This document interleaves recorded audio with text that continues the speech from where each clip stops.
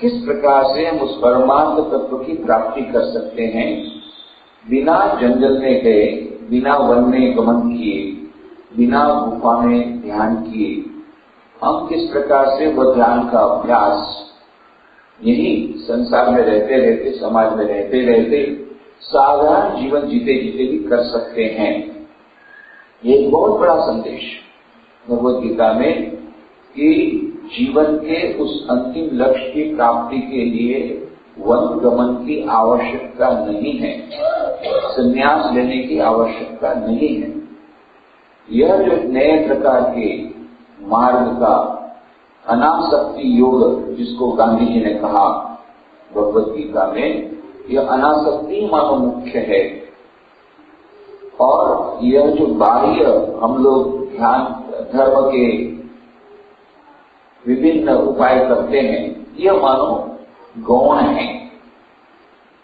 और दूसरी एक अद्भुत बात भगवद गीता में जो दिखती है कि वह हमें न केवल परमार्थ का मार्ग बताती है, परंतु वो परमार्थ का मार्ग हम किस प्रकार से दैनंदिन जीवन के कार्यों को करते करते कर सकते हैं, न केवल इतना ही बताती है, वरन हमारे दैनंदिन जीवन की समस्याओं को सुलझाने में भी वह अत्यंत उपयोगी संदेश हो सकता है।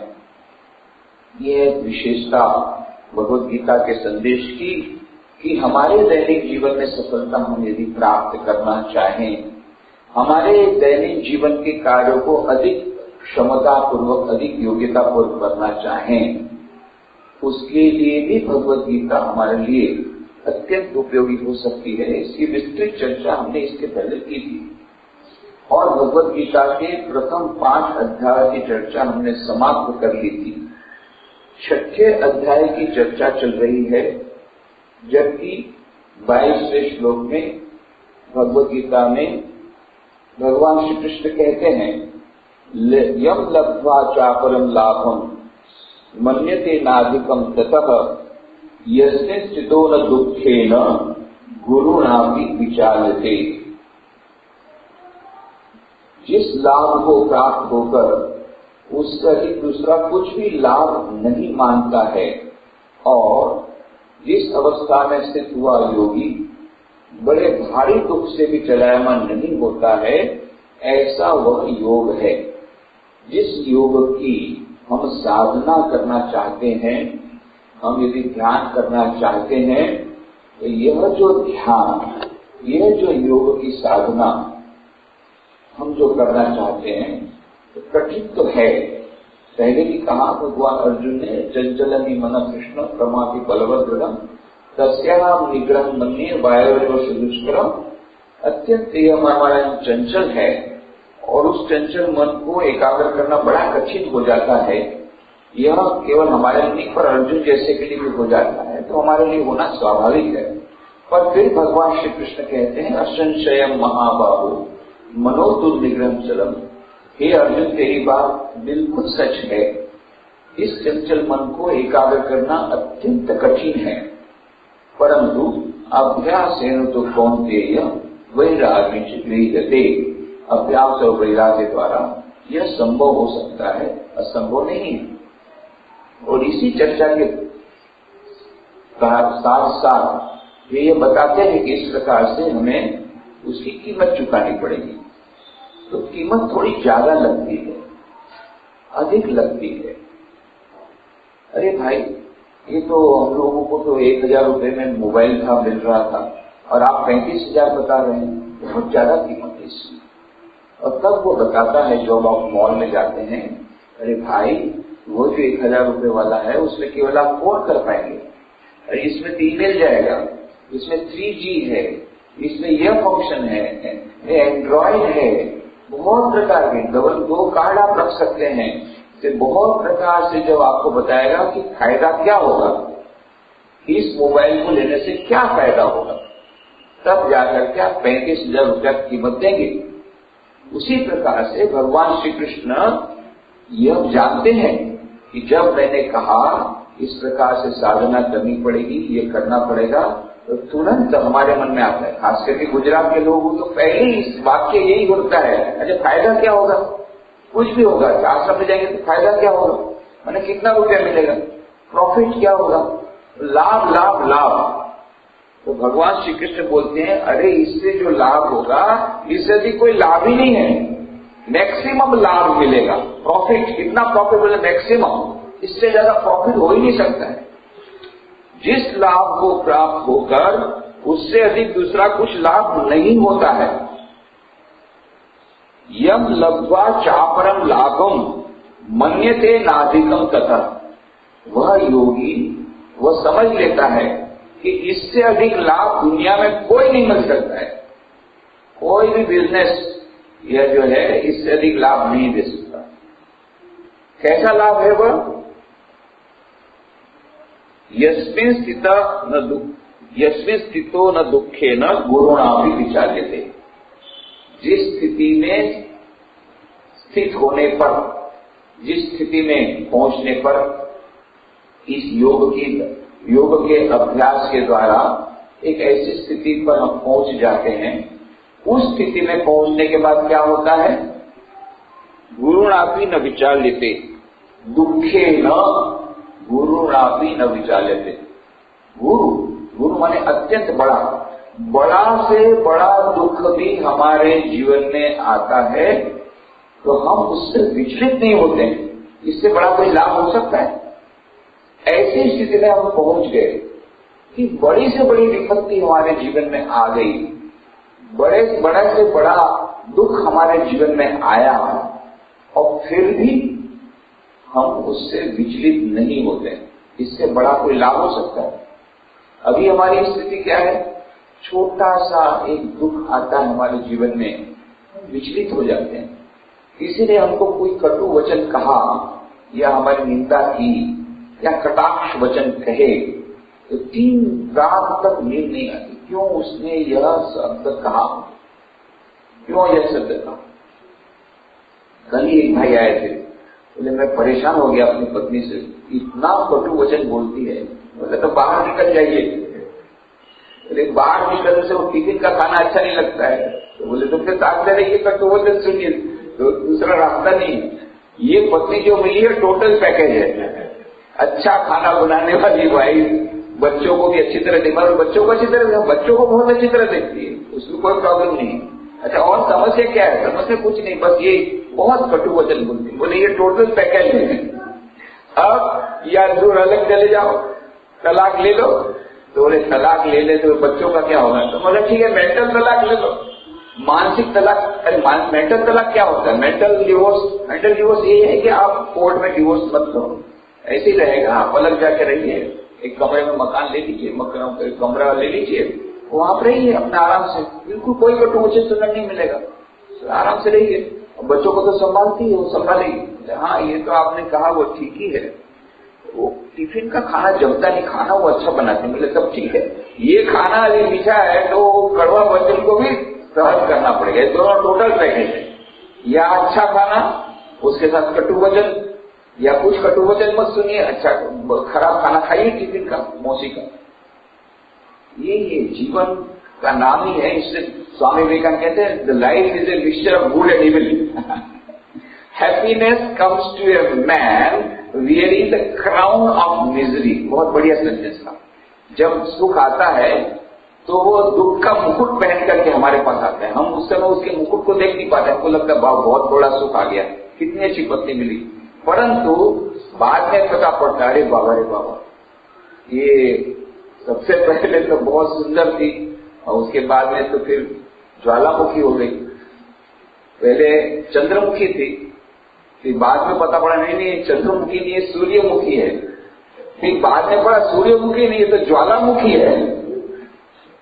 धीरे धीरे पता पड़ता है, परंतु वो जो चंद्रमुखी को लेंगे तो ज्वालामुखी का सहन करना पड़ेगा। ये टोटल पैकेज हमारे जीवन में जो भी आता है, हम जो लेंगे, पहले सिक्का लेंगे, चित लेंगे तो पट साथ में आएगा, चित्त पट, सुख और दुख ये साथ में आते हैं। जन्म और मृत्यु, जन्म का जहाँ आनंद होता है, जिस समय बच्चे का जन्म होता है उस समय ये समझ लेना चाहिए कि जो जन्म का हम लोग खुशी मना रहे हैं, एक दिन ऐसा आएगा कि वो मर जाएगा, उस समय हमको रोना पड़ेगा।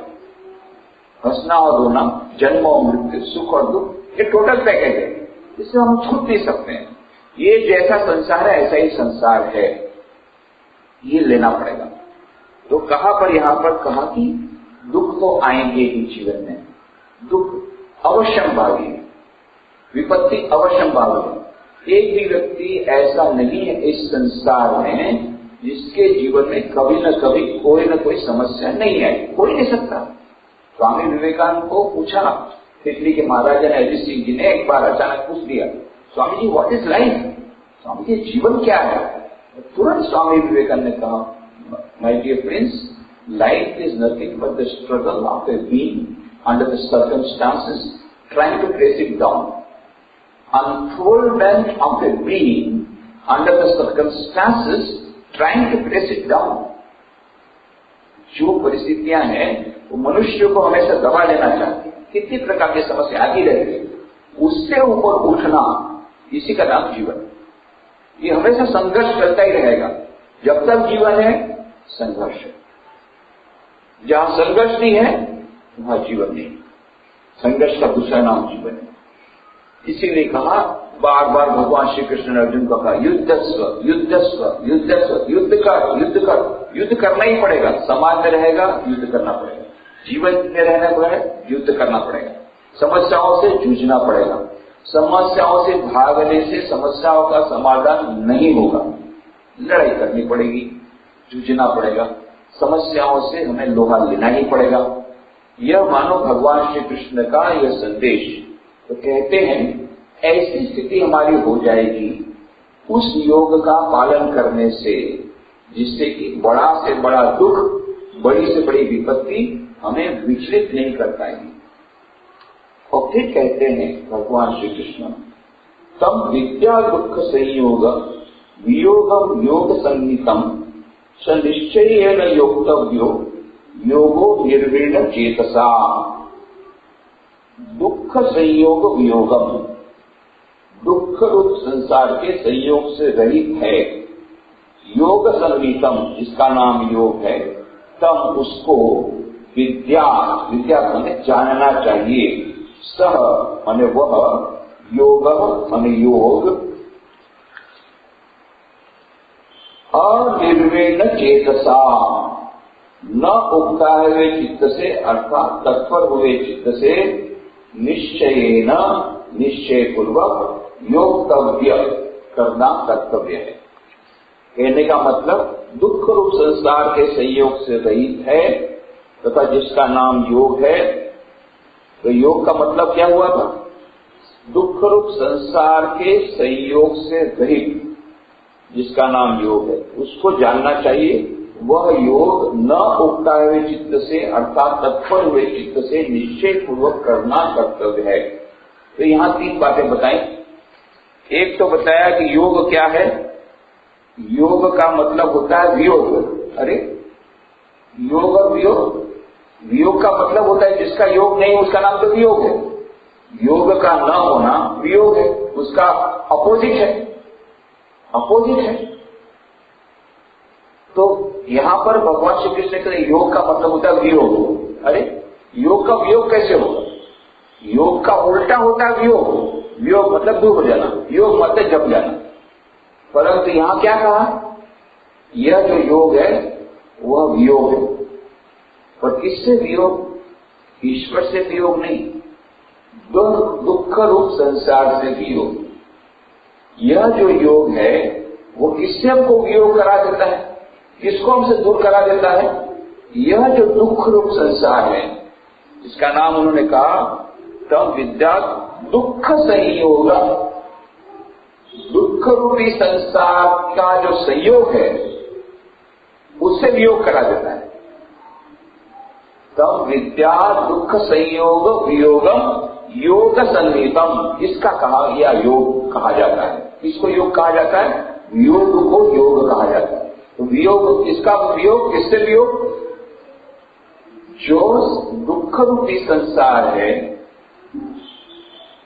उस दुख रूपी संसार से उसका वियोग हो जाना, उसी का नाम योग है। यह जो भगवान, यह जो स्वामी विवेकानंद ने कहा था ना, अपने शिकागो धर्म सभा में कहा था, Buddhism and Jainism are the rebel children of Hinduism. यह जो बौद्ध धर्म है और जैन धर्म है, ये हिंदू धर्म से ही निकले हुए हैं। मानो ऐसे बच्चे जिन्होंने विद्रोह कर दिया, पर आप उसके भीतर में जाएंगे तो केवल वेदांत की और उस हिंदू धर्म की ही बातें उसमें है। उसका नाम बदल दिया, भले टर्मिनोलॉजी बड़े थोड़ी से बदल दी। अब देखिए, भगवान श्री कृष्ण हो गए कम से कम 3000 साल पहले, भगवान बुद्ध के बहुत पहले हो गए, आज से 5000 साल पहले हो गए, 3000 BC, आज से कम से कम 5000 साल पहले हो गए। भगवान बुद्ध आज से 2500 साल पहले। तो भगवान बुद्ध के आगमन के 2500 वर्षों पूर्व भगवान श्री कृष्ण क्या बोलते हैं, यह संसार कैसा है, दुख से भरा हुआ। भगवान बुद्ध का मुख्य संदेश क्या है, यही है कि यह पहला ही 4 सत्य है। पहला सत्य है कि यह संसार दुखमय है, सर्वम क्षणिकम क्षणिकम दुखम, सब कुछ क्षणिक है और सब कुछ दुखमय है। ये भगवान बुद्ध का पहला आर्य सत्य कि यह संसार दुखमय है। फिर दूसरा दुख का कारण है, तीसरा दुख का छूटने का उपाय है, और चौथा है अष्टांग मार्ग। यही तो भगवान श्री कृष्ण यही बता रहे हैं, सेम चीज बता रहे हैं। कितने हजारों वर्ष पूर्व उन्होंने बता दिया भगवान श्री कृष्ण गीता कि यह जो योग है वो वियोग है। किससे वियोग, दुख रूपी संसार से वियोग, इसी का नाम योग। और यह जो संसार है वो दुख रूप है। कभी कभी हम कई लोग हमको कहते हैं कि life is a bed of roses, ऐसा मानते कई लोग, खास करके जवान लोग। थोड़ी उम्र होने के बाद जैसा कहा ना कि नई पत्नी आई तो चंद्रमुखी, उसके बाद में फिर सूर्यमुखी, फिर ज्वालामुखी। तो शुरू में लगता है कि पूरा एकदम संसार तो पूरा गुलाब के फूलों से भरा हुआ है, The whole life is a bed of roses. बाद में पता लगता है, no, it is not bed of roses. These roses are accompanied by thorns. बिना कांटों के गुलाब नहीं होता है। उसी प्रकार से बिना दुख के सुख नहीं होता है, बिना दुख के संसार नहीं होता है, बिना दुख के जीवन नहीं होता है। Even if you think that the life is a bed of roses, मैं उन लोगों को कहता हूँ, युवकों को, बच्चों को, even if you think that it is a bed of roses, remember, roses are always accompanied by thorns. Beautiful rose, इतना सुंदर गुलाब का फूल, पर जब लेने जाओ तो लगता है कांटा, निकलता है खून। ये अविचित्र, ये जो गुलाब का फूल है आपको एहसास कराता है जीवन कैसा है। जीवन एक गुलाब के फूल जैसा बाहर से दिखता है, पर यदि उसको पकड़ने जाओ तो कांटा ही कांटा, खून ही खून, दुख ही दुख। थोड़े समय के लिए कभी कभी हमको लगता है कि life is a bed of roses, बाद में पता होता भाई is a bed of thorns, कांटों की सेज है भाई, यह बाद में पता पड़ता है। और भगवान बुद्ध ने ये कहा कि सबसे पहले हमें यह समझ लेना चाहिए कि जीवन का नाम है दुख, जीवन में दुख ज्यादा है। और मां शारदा देवी कहती है कि यह जो जीवन है वो दुखपूर्ण है। और यही बात भगवान बुद्ध ने कही बाद में, जो भगवान श्री कृष्ण ने कही यही बात भगवान बुद्ध ने बाद में कही कि यह जो संसार है ये कैसा है, दुख संयोग, दुख से जिसका संयोग उसका नाम संसार, और ऐसे संसार से जो योग करा दे उसी का नाम योग। तो दुख से जो योग करा दे उसका नाम संसार, और ऐसे दुख रूपी योग का से वियोग करा दे उसका नाम है योग। तो यह योग की बात यहाँ पर कह रहे हैं। ये जो ध्यान योग की बात यह कहा, 6वां अध्याय ध्यान योग है। तो यह कौन सा योग है, यह योग है वो हमें दुखों से वियोग करा देगा, दुख रूपी संसार से वियोग करा देगा। तब विद्या दुख संयोग वियोगम योग संगीतम स निश्चयेन योक्तव्यो योगो निर्विण्ण चेतसा। तो कहते हैं दुख रूप संसार के संयोग से रहित है तथा जिसका नाम योग है उसको जानना चाहिए।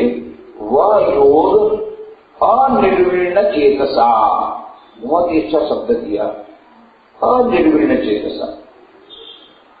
निर्विण्ण चेतसा माने उगता जाए, या बोर हो गए, कहाँ लेक्चर में ले जा रहे हो रविवार को सुबह सुबह, कहाँ इतना, हफ्ते में एक ही दिन मिलता है, उसमें भी सुबह में उठा दिया, गीता में लेक्चर में जाओ, बोरिंग बोरिंग बोरिंग, उगता जाते, कहाँ सुबह सुबह कहाँ ध्यान करेंगे, कहाँ ये किताब पढ़ेंगे, नहीं नहीं नहीं सो जाओ, ये चलो फिर घूमने चलो, ये उगता जाते हैं हम लोग, साधना करने में उगता जाते हैं। पर यदि हमें उस लक्ष्य को प्राप्ति करना है तो कहते हैं उगताने से नहीं चलेगा। ये बोरिंग है, मंत्र का जाप करना, ध्यान करना, सत्संग करना, ये सब बोरिंग है, छोड़ो यार, ये ऐसा जो करेगा तो उसको योग नहीं प्राप्त होगा। तो किसको प्राप्त होगा? अनिर्विण्ण चेतसा निश्चयेन योक्तव्य। दो बात हुई, न उगता है वे चित्त से, मतलब तत्पर हुए चित्त से, और निश्चयेन योक्तव्य, करना तो है योग। कैसे करना है? एक तो उगता है वे चित्त से नहीं, चलो बोरिंग है, चलो करना है तो कर लेते हैं, पर बोरिंग बहुत लग रहा है, उगता करके किया, तत्परता से नहीं, उत्साहपूर्वक नहीं, उगता है वे चित्त से करना, वो नहीं चलेगा। अनिर्विण्ण चेतसा, निर्विण्ण चेतसा नहीं, अनिर्विण्ण चेतसा, और नियम पूर्वक, और दूसरा निश्चय पूर्वक। निश्चय जब तक नहीं आएगा, अरे क्या होगा, इसीलिए निश्चय करने के लिए पहले बता दिया फायदा क्या है। अब दृढ़ निश्चय करके उसमें लग जाना पड़ेगा। तो ये कब होगा? जब हमको अपने जीवन के उद्देश्य के बारे में पता लगेगा और उसकी थोड़ी सी झलक मिलेगी, तब हमारे में तत्परता है।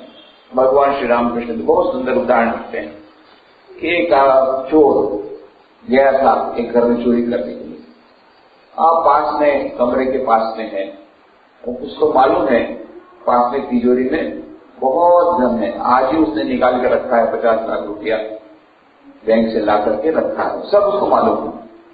अब वो तिजोरी में है, पास के कमरे में तिजोरी है, अब वो आ गया है, पलंग के नीचे छुप कर बैठा है, राह देख रहा है कि कब ये लोग सो जाएंगे, लाइट ऑफ होगी, नींद में होंगे, तब मैं उठूंगा और उस समय मैं तिजोरी से रुपया ले जाऊंगा।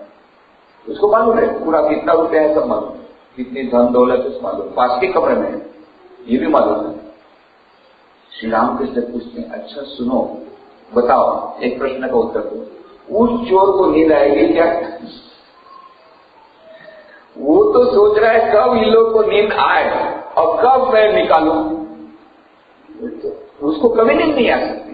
अनिर्विण्ण चेतसा, जिस प्रकार से अनिर्विण्ण चेतसा बिना उगताए हुए एकदम तत्परता से बैठा है, कब इन लोग सोए, कब मैं निकालूं, उनकी तत्परता से हमें योग की साधना करनी पड़ेगी। पर ये कब होगा? जब उनको निश्चय है ना, ये निश्चय होगा कि पास में दौलत है, धन दौलत है। ये निश्चय जब तक नहीं होगा तब तक तत्परता नहीं आएगी। किसी ने कह दिया कि भाई जमीन के नीचे में एक घड़ा रखा है, तुम्हारे बाप दादा लोगों ने रख के गए थे, तो उसमें बहुत सारा सोना मोहर है, बहुत सारी सोना मोहर है, खोदा, अब 4-5 फीट खोदा तो कुछ मिला नहीं, थक गए, छोड़ो हटाओ यार, उगता है, बोरिंग, छोड़ो छोड़ो। फिर बाद में सोचा चले यार, उसका हाथ फिर से देखो, फिर थोड़ा सा खोदा नहीं मिला, उगता है, और जहां ठन करके आवाज आई, एकदम निश्चय ना, एकदम निश्चय हो गया, है खड़ा है, और तब उस समय जो तत्परता के साथ लगाओ खोदो, क्यों? ठन आवाज आई है। ये ठन आवाज आने के बाद निश्चय हो गया है, खजाना तो है, मिलेगा, जरूर मिलेगा, भले देर लगे। तब उस समय जो तत्परता के साथ शुरू किया खोदना, उसी प्रकार से निश्चय, जब हमको पता लगता है कि निश्चय पूर्वक हम उस योग की स्थिति को प्राप्त करेंगे, और वह स्थिति ऐसी है, गुरुणापि दुखे न गुरुणापि विचाल्यते, कितना भी बड़ा दुख आ जाए उससे हम विचलित नहीं होंगे, इस प्रकार का निश्चय यदि आ जाएगा, तब जाकर के अनिर्विण्ण चेतसा, बिना उगताए हुए तत्परता से हम साधना में लग जाएंगे। तब तक ये तत्परता नहीं है, तो तत्परता यह जो एक इंटेंसिटी ऑफ साधना उस प्रकार की, और बीच बीच में हम लोग जो हताश हो जाते हैं, निराश हो जाते हैं, तो क्या होगा भाई, ये जब ध्यान करके गुरुदेव ने कहा है मंत्र दीक्षा तो ले ली, तो कुछ फायदा होता है तो दिखता तो नहीं है, लगता तो नहीं है कुछ फायदा हुआ, क्या यार बेकार रोज सुबह शाम इन्वेस्ट करो, बेकार टाइम आधा घंटा, उससे अच्छा दूसरा कुछ कर लेते हैं।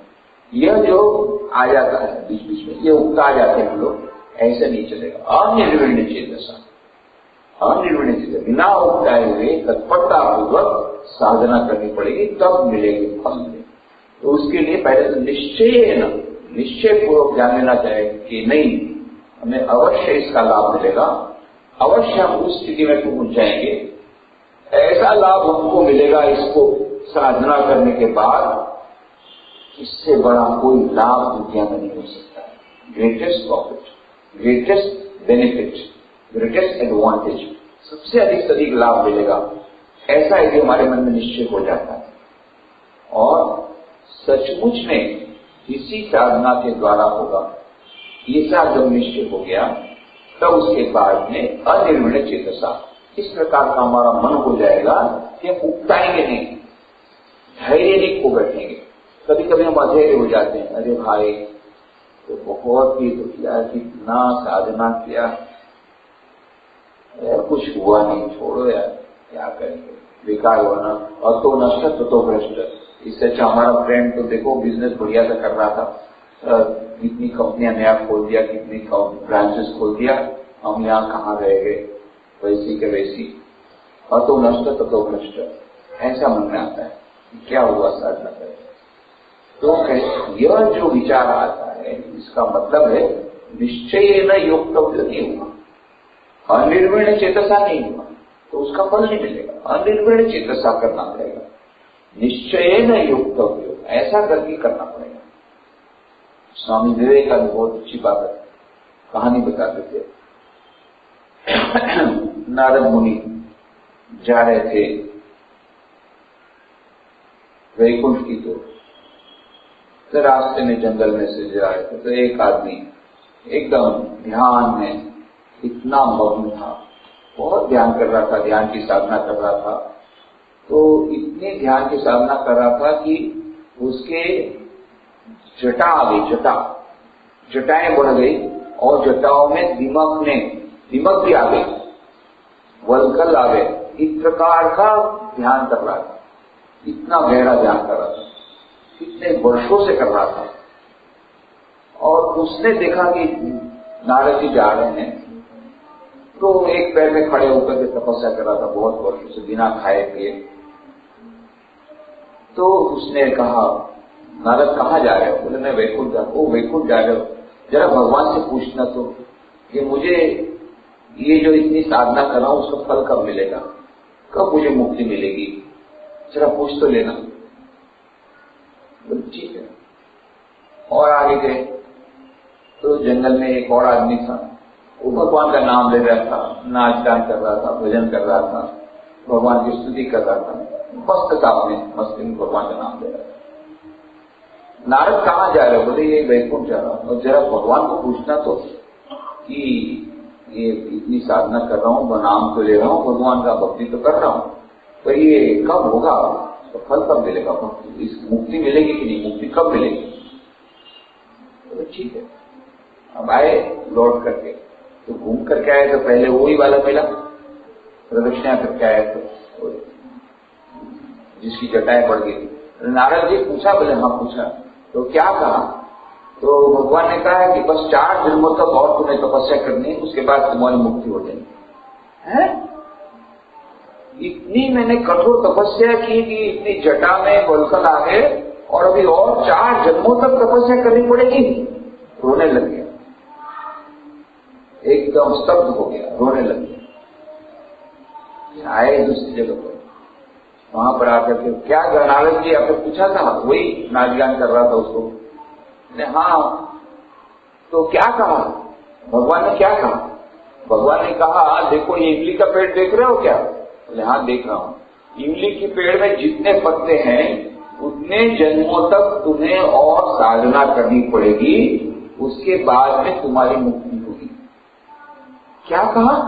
भगवान ने अपने मुंह से कमिटमेंट कर दिया कि मेरी मुक्ति होगी। हाँ, जरूर मुक्ति होगी, अवश्य, हाँ अवश्य होगी, परंतु ये जो इमली के पेड़ के जितने पत्ते हैं उतने जन्मों तक साधना। पर ये तो बात सच है ना, मुक्ति होगी तो हाँ, ये तो बात पकड़ी और नाचने लगे, अरे मेरी तो मुक्ति हो जाएगी, मेरी तो मुक्ति हो जाएगी, वाह जय हो प्रभु, जय हो प्रभु, मेरी तो मुक्ति हो जाएगी। नाचने लग गए आनंद से।